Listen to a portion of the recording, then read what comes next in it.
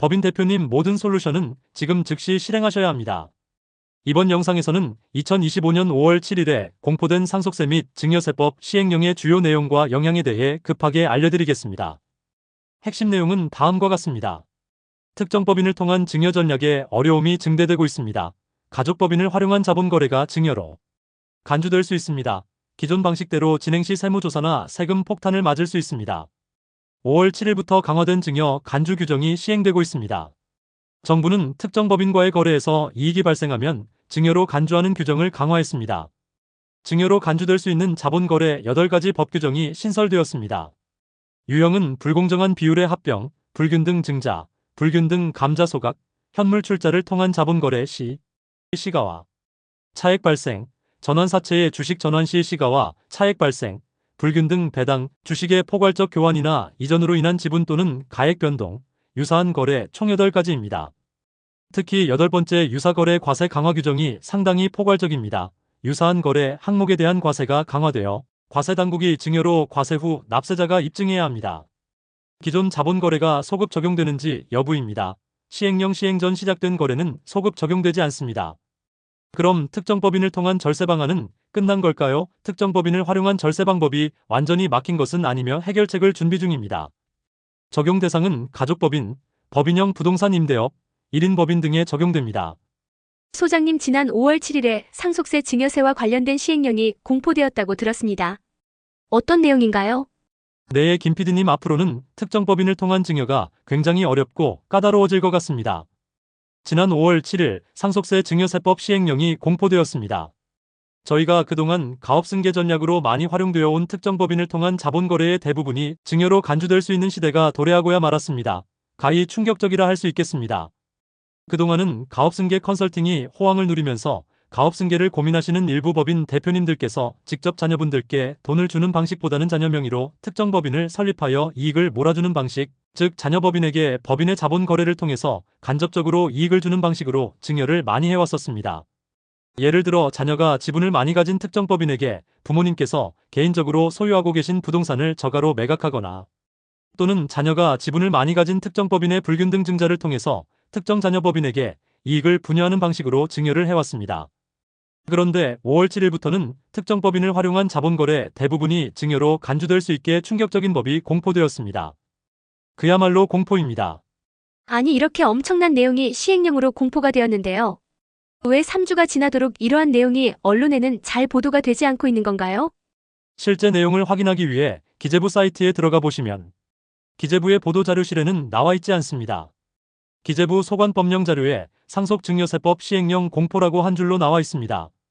아마도 공식적인 보도자료실에서 확인할 수 없었기 때문에 아직까지 언론에 노출이 안 되고 있는 것 같습니다. 지난 5월 7일에 상속세 증여세법 시행령이 공포되었지만 법인을 통해서 상속증여를 준비하고 계시는 법인 대표님들이 계시다면, 특별히 오늘 영상을 끝까지 시청하시면 상속세 증여 준비에 큰 도움을 받아가시게 되실 겁니다. 상속세 증여세법 시행령이 바뀌었는데요. 구체적으로 어떤 내용이 바뀐 건가요? 이번에 바뀐 상증세법 시행령은 법인을 활용해서 상속증여세를 절세하는 방법을 강력하게 규제하는 내용이 들어있습니다. 그동안 고액자산가나 법인 대표님들은 자녀에게 직접적으로 재산을 물려주는 것보다 법인이나 개인투자조합을 만들어서 간접적으로 자녀에게 재산을 물려주는 방식을 많이 활용해왔습니다. 예를 들어 부모님께서 자녀가 운영하는 법인에 재산을 출자하거나, 자녀가 특정 법인을 만들어서 부모님 법인의 주식을 1%만 법인으로 증자나 매수하여 액면가 소각을 통해 부모님 법인을 20% 미만의 한 방에 물려받는 방법을 활용해왔습니다. 이번에 정부는 시행령 공포를 통해서 특정 법인과의 거래에서 이익이 생기는 경우 그것을 증여로 간주할 수 있도록 규정을 대폭 강화했습니다.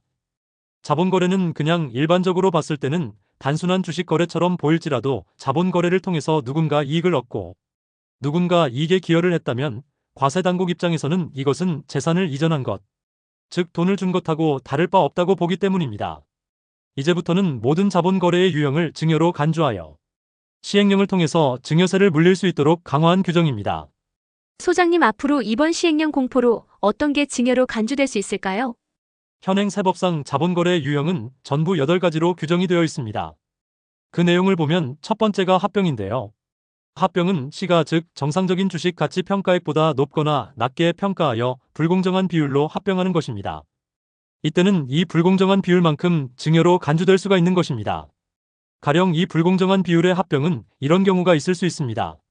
아버지 법인의 주가는 한 주에 1만 원, 자녀 법인의 주가는 한 주에 5천 원 이렇게 되면 아버지는 주식을 한 주를 주고 자녀는 주식을 두 주를 줘야 만 원이라는 등가 교환이 성립될 수 있기 때문입니다. 그런데 2만 원짜리 한 주를 주고 자녀는 5천 원짜리 한 주를 주고 이렇게 한 주 대 한 주로 하는 경우는 가치 기준으로 봤을 때는 불공정 비율의 합병이 될 수 있는 것입니다.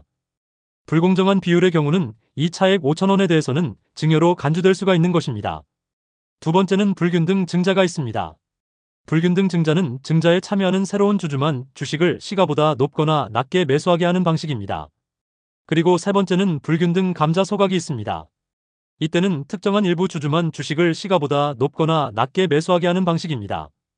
이렇게 시가보다 낮게 주식을 매수할 때 그 차액에 대해서는 언제든지 증여로 간주될 수 있는 내용이 되겠습니다. 네 번째는 현물 출자를 통한 자본 거래입니다. 이 현물 출자에서는 부동산 등의 자산을 감정평가를 통해서 법인에 넣고 그 대가로 시가보다 높거나 낮게 주식을 인수하게 되는 경우는 이 시가와의 차익에 대해서는 언제든지 증여로 간주될 수 있는 내용이 되겠습니다. 다섯 번째 자본거래는 전환사채의 주식전환입니다.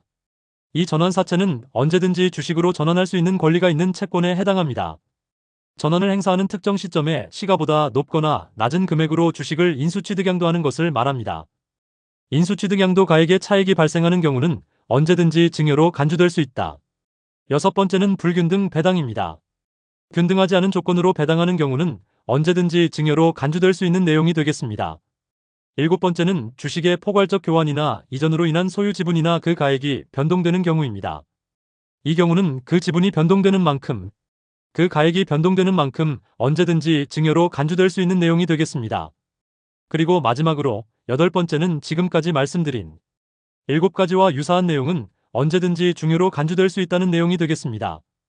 이 8가지 중에서 여덟 번째 규정이 상당히 포괄적으로 규정되어 있어서 걱정입니다. 앞서 말씀드린 7가지는 세법에 정해진 틀이 딱 짜여 있습니다.